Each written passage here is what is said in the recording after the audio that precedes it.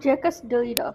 He was one of the most significant figures in literary theory and criticism. His life span was from 1930 to 2004. He was French philosopher Jacques Derrida is considered the founder of deconstruction. He was born to an Algeria Jewish family. उनका जन्म हुआ था Jewish family में Algeria में 1930. He moved to Paris in 1940 and studied philosophy. वो चले गए Paris क्या पढ़ने के लिए, फिलोसफी पढ़ने के लिए फ्रांस. वहाँ के एक मोस्ट प्रेस्टिजियस कॉलेज में उन्होंने पढ़ाई की.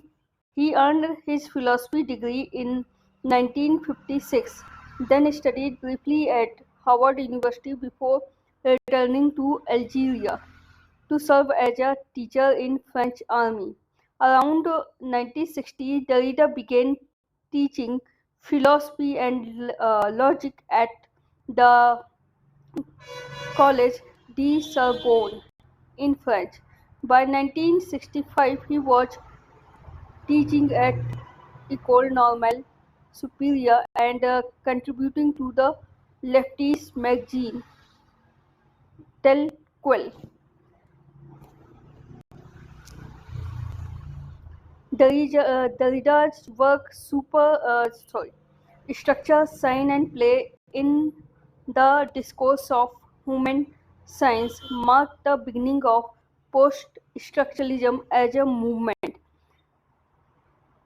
उन्होंने जो मूवमेंट स्टार्ट हुआ पोस्ट स्ट्रक्चरलिज्म, उनके किस वर्क के साथ, structure, sign and play. Keep in your mind students this point.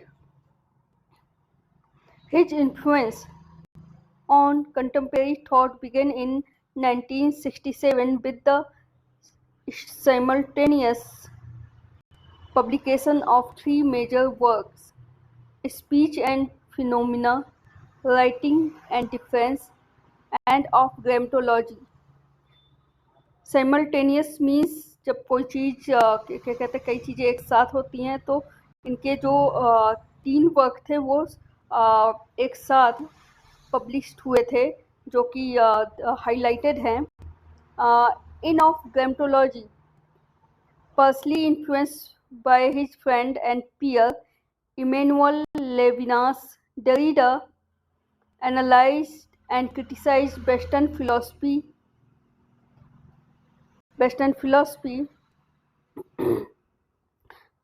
began with the pre-Socratics to Heidegger. इन्होंने एनालाइज किया एंड क्रिटिसाइज किया किसको, वेस्टर्न फिलॉसफी को, जो कहाँ से स्टार्ट की, प्री सोक्रेटिक्स टू हेडगर. इन्होंने एनालाइज किया और क्रिटिसाइज किया. उन्होंने आर्ग्यू किया, he argued that western intellectual tradition was dogged by a conceptual problem. उन्होंने जो प्रॉब्लम इस क्या कहते हैं, जो स्टडी की, उन्होंने प्रॉब्लम डायग्नोस किया. यहाँ पे डॉग का मतलब कुत्ते से नहीं है, यहाँ पर डॉग का मतलब है एक प्रॉब्लम जो कंटिन्यू रही. तो जो वेस्टर्न इंटेलेक्चुअल ट्रेडिशन था, उन्होंने एक प्रॉब्लम डायग्नोस की कि वो थी अ conceptual problem and problem of a binary opposition. और किसके बीच में थी वो, स्पीच एंड राइटिंग का opposition setup between speech and writing, in which speech is always privileged over writing. यहाँ पे उनका कहना है कि डरीडा का कहना है कि स्पीच हमेशा प्रेज की जाती है जबकि राइटिंग नहीं. मीन्स स्पीच को इम्पोर्टेंस मिलती है, राइटिंग को इतना ध्यान नहीं दिया जाता है. Deconstructionist theory is undoubtedly Derrida's greatest contribution to literary studies.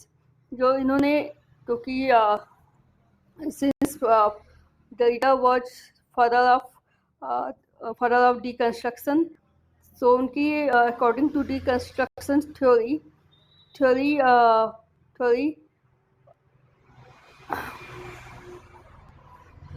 deconstruction theory is undoubtedly Derrida's greatest contribution to literary studies. ये कहाँ पे एम करता है? It aims to show that any and every text inevitably undermine its own claim to determine a definite meaning. ये बोलते हैं कि जब भी आप रीडिंग करोगे तो एक डेफिनेट मीनिंग पर आप नहीं, डेफिनेट एंड श्योर मीनिंग में नहीं पहुंचोगे. एक टेक्स्ट आपको एक श्योर मीनिंग नहीं देता है. वाइल रीडिंग आप टेक्स्ट आप एक श्योर मीनिंग में नहीं आओगे. Thus the lack of meaning, जब मीनिंग की कमी होगी तो सेबुटाज मीन्स डैमेज कर देता है any attempt to form a definite meaning.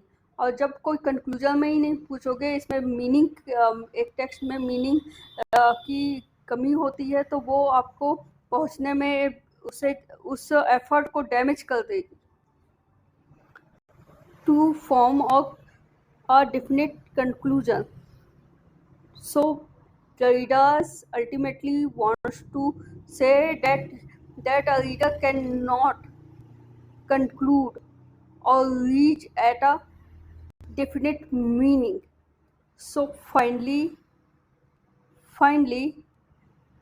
a text has multiple meaning and open-ended interpretation. A text always is offer a text always offer an open-ended interpretation. Derrida died of pancreatic cancer in Paris in 2004. Here this works Derrida's के major works यहाँ पर chronological order में दिए हुए हैं. that are very important from that point of view, and important points are highlighted that may help you help student for preparing net exam.